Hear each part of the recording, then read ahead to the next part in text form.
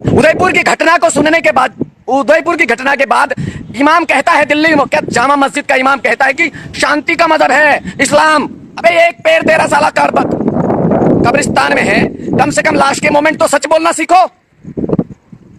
मरने के बाद ऊपर अल्लाह के पास जाना है तुम्हें, वैसे तो तू जाने वाला है ही नहीं, वहां जिंदगी भर इतने पाप किए हैं तो। लेकिन फिर भी मान लीजिए थोड़ा सा कहीं पुण्य किया होगा तो जाकर के अल्लाह के पास जाने ही वाला है। वो है भी या नहीं वो मुझे भी नहीं पता, तेरे को भी पता नहीं, क्योंकि तेरे को भी इसकी मुहर नहीं लगा सकता कि है ही वास्तविकता में। लेकिन अगर मान लीजिए तू वहां जाता है तो कौन सा मुंह दिखाएगा? झूठे, इस्लाम शांति का मजहब है। अगर शांति का मजहब होता तो एक लाचार की हत्या नहीं होती। शांति का मजहब होता तो कानपुर में धार्मिक आयोजन हो रहा है, रैली चल रही है भगवान श्री राम की, और वहां पथराव नहीं होता, कैराना से लोगों को भागना नहीं पड़ता, जम्मू कश्मीर में नरसंहार नहीं होता, पश्चिम बंगाल में रोज कत्लेआम नहीं होता। शांति का मजहब चूतिया समझ के रखा है क्या तुम जैसे हमको?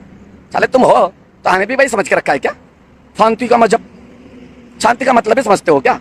अगर तुम इसे शांति समझते हो, तुम्हारे दृष्टि से अगर वो शांति है, वो धर्म तुम्हारा शांति वाला है, तो फिर हम हिंदू, जितने भी भारतवर्ष में हिंदू, जैन, सिख और बौद्ध रहते हैं, उन सभी को भी मैं यही आदेश दूंगा कि तुम भी यही शांति अपनाओ। अब अगर इनके नजरों में ये शांति का मजहब है, नजरों में शांति है, तो फिर तुम्हें भी और हमें भी अब वही करना होगा, शांति का मजहब। ये शांति के मजहब वाले, ये शांति के दूत वाले हमारे बहनों को धमकियां देते हैं।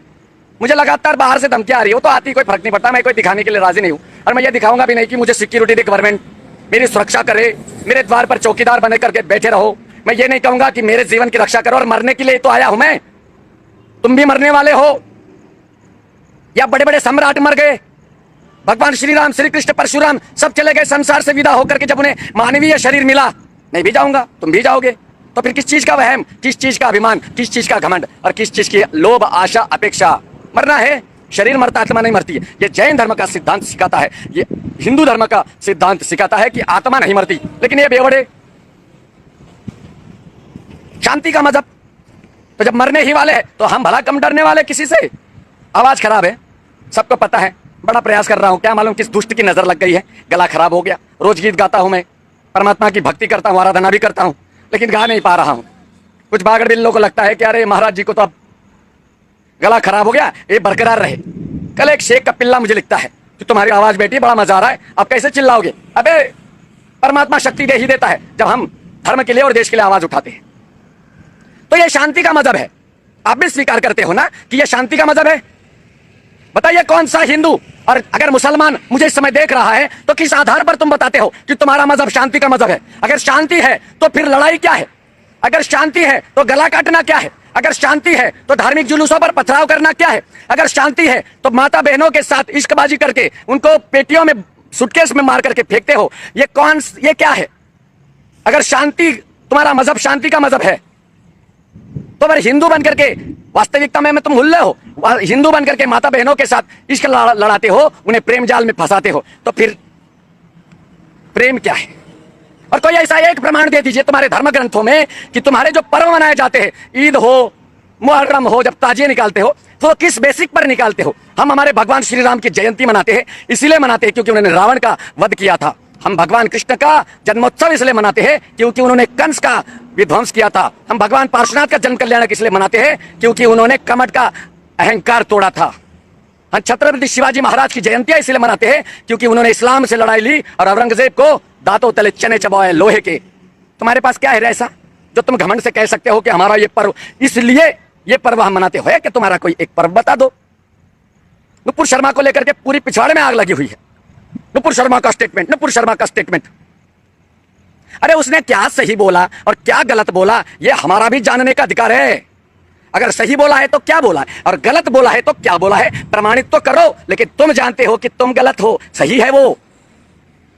बस मजहब के नाम पर गला काटना है। और वो कहता है, शांति का दूत बनकर के बैठा है मौलाना, कहता है कि इस्लाम शांति का मजहब है। मैंने अभी ट्विटर पर पोस्ट देखी, इसलिए मुझे लाइव आना पड़ा इस विषय में बात करने के लिए। कहता है शांति का मजहब। अब जब मैंने कारण गिना दिए है, शांति क्या होती है? गला काटना शांति है, पथराव करना शांति है, माता बहनों के रेप करना शांति है, लव जिहाद करना शांति है, लैंड जिहाद करना शांति है, व्यापार जिहाद करना शांति है, भोजन में थूकना शांति है।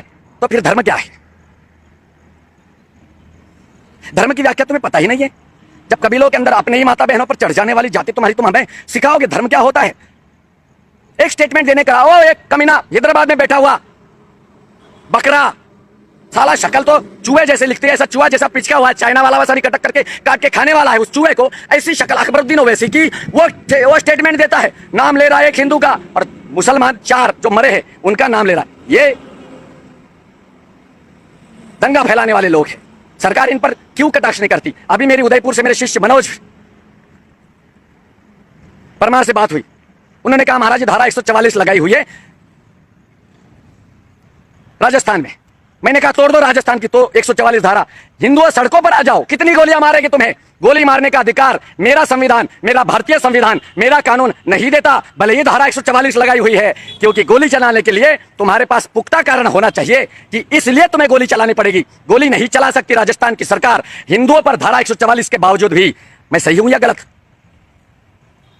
4 महीने का पिल्लू है बचा हुआ राजस्थान में, टिमटिमा रहा है और चाहते कि राजस्थान में ज्यादा से ज्यादा नरसंहार हो हिंदुओं का। जाते जाते ये मारना चाहते हुए हिंदुओं को। कांग्रेस कभी हिंदुओं के साथ खुले आम खड़ी ही नहीं रही, बस हिंदुओं का कत्ल करना ही इनका मकसद एकमात्र। लेकिन फिर भी कांग्रेस के साथ जो भी हिंदू है, समझना उनके सारों के डीएनए में बहुत ही बड़ा ज्यादा फॉल्ट है, क्योंकि जो हमारा नरसंहार करते हैं, तुम्हारी माता बहनों के बलात्कारियों के साथ खुलेआम खुले मंच पर खड़े रहते हैं, जो अग्निवीर का समर्थन करने वाला, एक छोटा सा भाषण देने वाला 1 मिनट का, उस लड़के को दौड़ा दौड़ा करके मारा जाता है उदयपुर में, ये तुम्हारी कांग्रेस है। और ऐसे कांग्रेस के साथ, ऐसे आम आदमी पार्टी के साथ, ऐसे टीएमसी के साथ, ऐसी मरी हुई शिवसेना के साथ, ऐसे राष्ट्रवादी कांग्रेस के साथ, मरने वाला शरद पवार है एक तरफ से लूला लंगड़ा, उसके साथ अगर तुम हिंदू खड़े हो, समझना तुम्हारा डीएनए में बहुत बड़ा फॉल्ट है।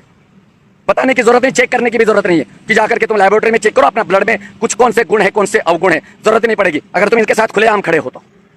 शरद पवार इतना डर गया, एक लड़के ने स्टेटमेंट कर दिया शरद पवार के लिए, 3 महीने से वो लड़का जेल में डाल दिया। ये ऐसी सरकार थी तुम्हारी महाराष्ट्र की मुगलिया सरकार, मुगलिया सल्तनत जो महाराष्ट्र में थी, और कल उद्धव ठाकरे को आज होने वाले टेस्ट से पहले ही दे देना पड़ा इस्तीफा। ये है तुम्हारी सरकार, ये है उद्धव सिंह ठाकरे।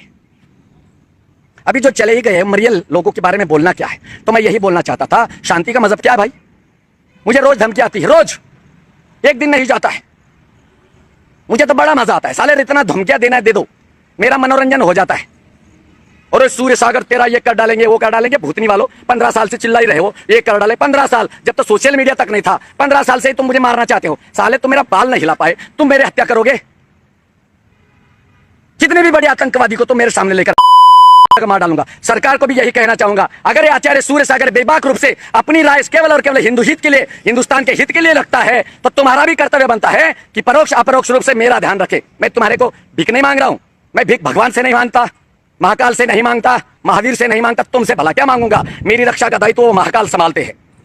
जादियो ये द्वार है मेरा, औकात है तो कभी सामने आकर के दिखाओ। पीछे क्या चिल्लाते हो रोज रात्रि को फोन करके कि तेरे, और ये हरामी वीडियो कॉल तो जरूर करेंगे लेकिन अपनी मनहूस शक्ल नहीं दिखाएंगे। हम तो दिखाते हैं।